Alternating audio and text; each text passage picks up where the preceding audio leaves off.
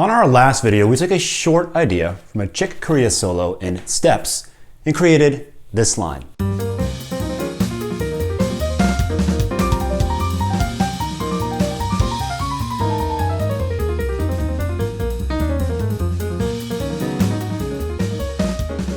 We gave you a workout to practice the line at different tempos in 2 different keys. Today, I want to dive deeper into concepts used in this line and give you a 5-step exercise in all keys so that you can start applying these concepts in your playing. If you're new to MDEX Music, we create music books and apps, piano arrangements, and we discuss improvisation, songwriting, and sometimes we take music theory to strange and uncharted places. So subscribe and hit the bell, and join us for exclusive access to our ever-expanding library of music resources. This line uses 2 main concepts: substructures of the pentatonic scale and the altered scale with enclosures. The pentatonic scale is an incredible scale that can be used to develop an entire system for improvisation.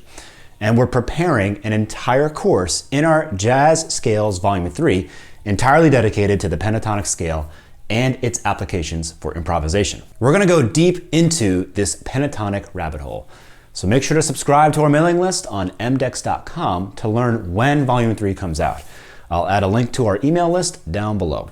But in this video, I wanna show you a few essential concepts that use the pentatonic scale and how to practice these concepts in all keys.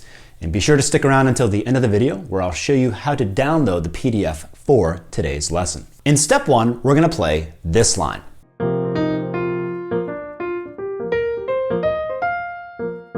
In this step, we're using 2 essential substructures of the pentatonic scale: the minor 4 triad and the perfect chordal. The minor 4 triad is nothing else than a root, a minor 3rd, and a 4th. So a C minor 4 is just C, E flat, and F. There's no standard notation for the structure, so we're just gonna call it C minor 4.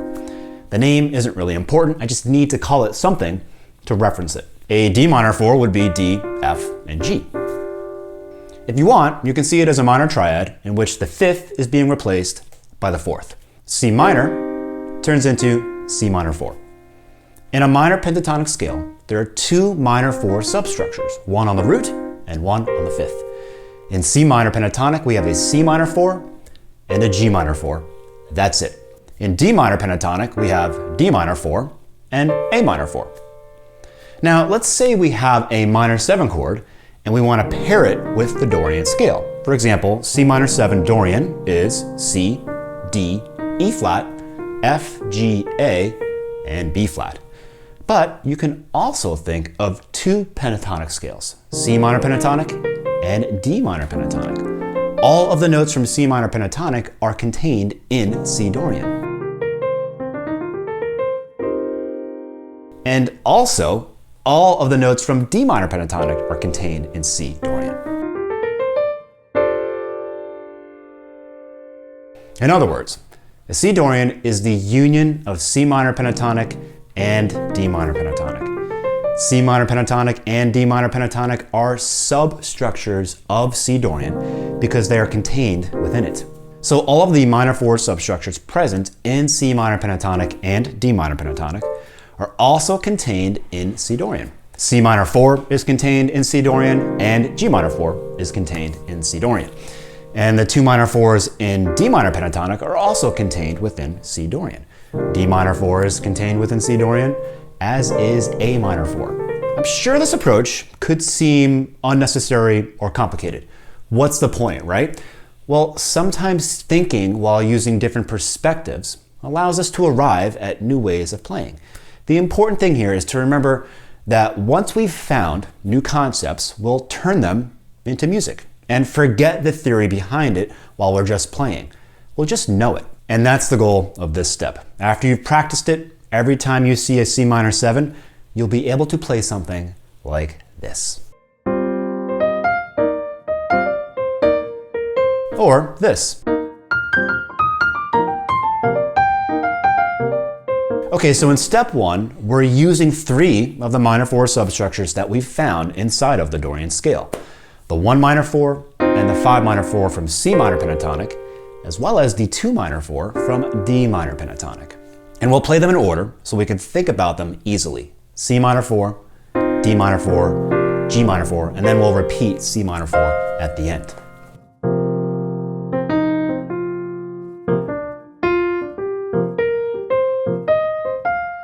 And on the left hand, we're going to play another substructure of the minor pentatonic, the perfect chordal on the root of our minor 7 chord. So over C minor 7, we just play C, F, and B flat.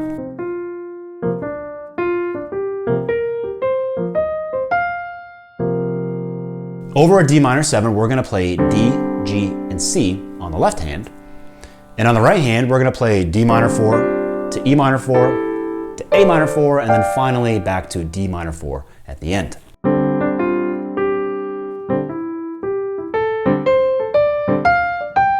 Remember, when you practice this line, think 1 minor 4, 2 minor 4, 5 minor 4, and then back to 1 minor 4.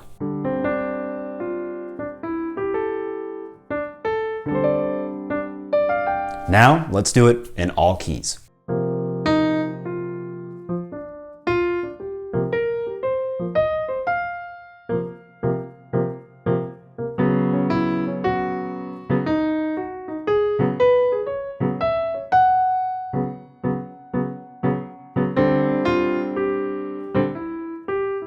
In step 2, let's play this line. So I think by now you might have a better idea of the approach that we're using. Basically, we're starting with a chord scale like Dorian, and then we're looking at which minor pentatonic scales are contained inside that scale. And then we're taking substructures of those pentatonics and using them to create our lines. So another pentatonic scale that's contained inside of the Dorian scale is the minor pentatonic on the 5th degree. Inside of C Dorian, we have an entire G minor pentatonic scale.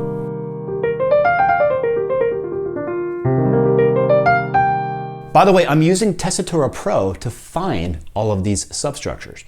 In Tessitura, you can choose your main scale, like Dorian, and then drag a substructure like the minor pentatonic and see if and where it appears inside the main scale. As you can see, there are 3 minor pentatonics inside of the Dorian scale, on the 1st, 2nd, and 5th degree of the Dorian scale. Tessitura is a great app if you want to explore and develop new concepts for improv. All right, so we know that G minor pentatonic is a substructure of C Dorian. So any substructure of G minor pentatonic is also going to be a substructure of C Dorian. For example, the minor triad on the 1 is contained in a minor pentatonic, right? So the G minor triad is contained in G minor pentatonic and therefore in C Dorian. So we can play a G minor triad on top of C Dorian. That's the minor triad on the 5th. And that's all we're doing in step 2, playing a G minor triad on top of our C minor 7 chord. So why do we need all of these substructures and all of this pentatonic nonsense to get to where we're going? Valid question. The important thing is the concept that we're using to arrive at these substructures. We want to make sure that we're deriving our sound from the pentatonic scale. We want to create a pentatonic sound, and this approach guarantees that. For example, take the left-hand voicings in this step. Where do they come from? These are all perfect chordals that are contained inside of the C minor pentatonic, which at the same time is contained inside of C Dorian. Actually, these 3 chordals are the only ones contained inside of the C minor pentatonic. So on the left hand, we're playing all of the chordal voicings from C minor pentatonic over a C minor 7 Dorian. And this is how we make sure that we're constructing a pentatonic sound for our solo. So now let's play it in all keys.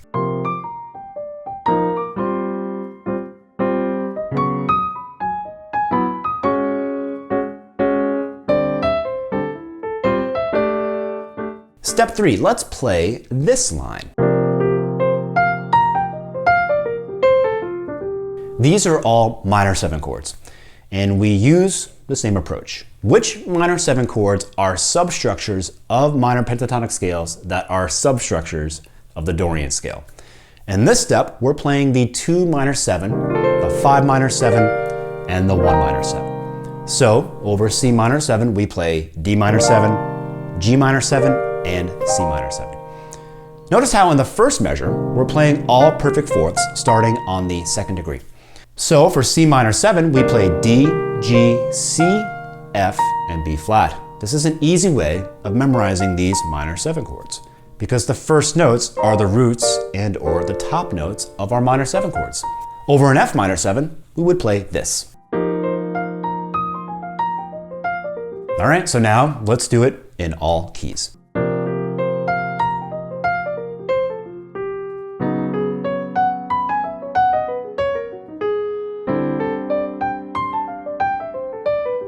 In step 4, let's shift our attention to the altered scale. And we're going to use a similar approach and look at substructures of the altered scale.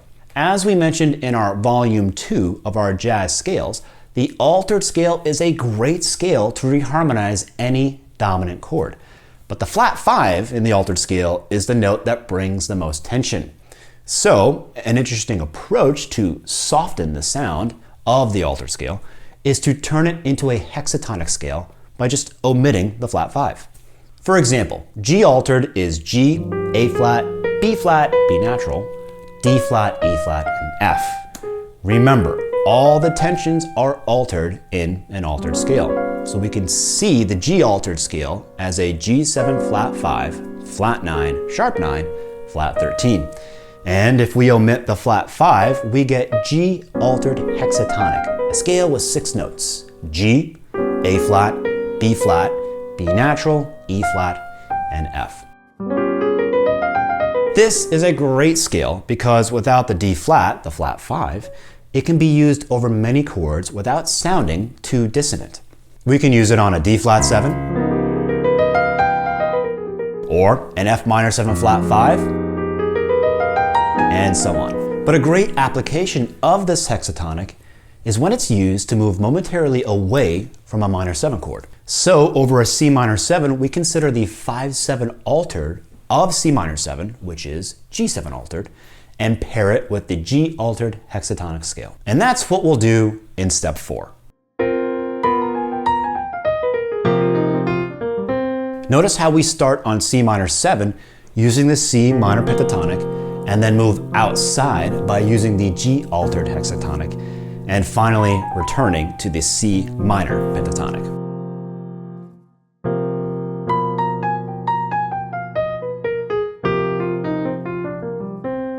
As we showed you in our Jazz Scales Volume 2, the altered scale contains a flat 2 minor add 9 triad inside of it.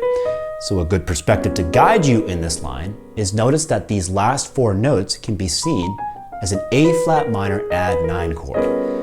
A flat is the flat 2 of G7 altered. So when you practice this in all keys, remember that you're playing a flat 2 minor add 9 chord here.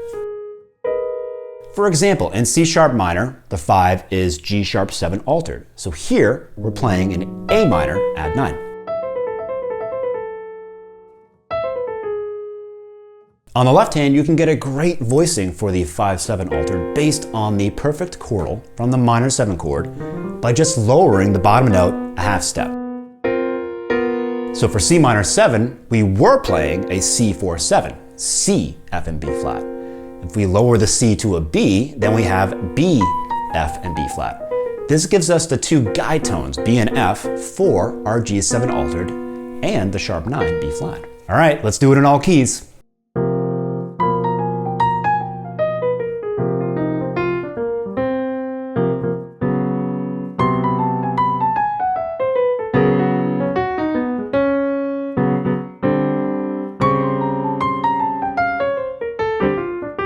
Finally, in step 5, let's add a chromatic enclosure to our G altered hexatonic. This is an extended enclosure that sounds like this.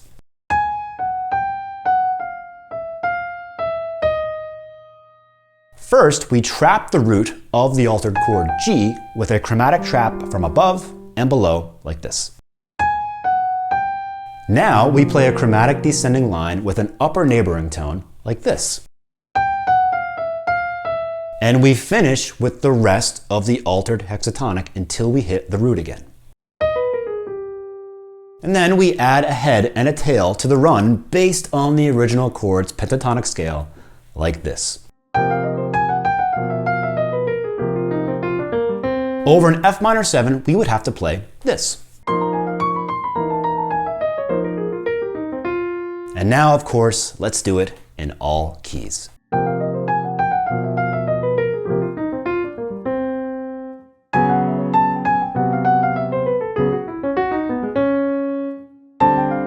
Well, I hope that was helpful and we gave you some insights into the conceptual approaches that can be used to develop a pentatonic language.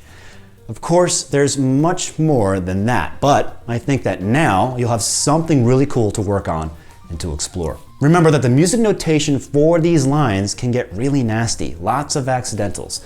So try to memorize how these lines feel on your instrument rather than sight read them from the score. All of our members will receive a PDF for this lesson. So if you're not a member yet, what are you waiting for? Click on the join button right here on YouTube. And don't forget, if you want to steer clear of Apple's markups for our membership, you can join outside of the iOS YouTube app. Just go directly to YouTube on your browser and you're good to go.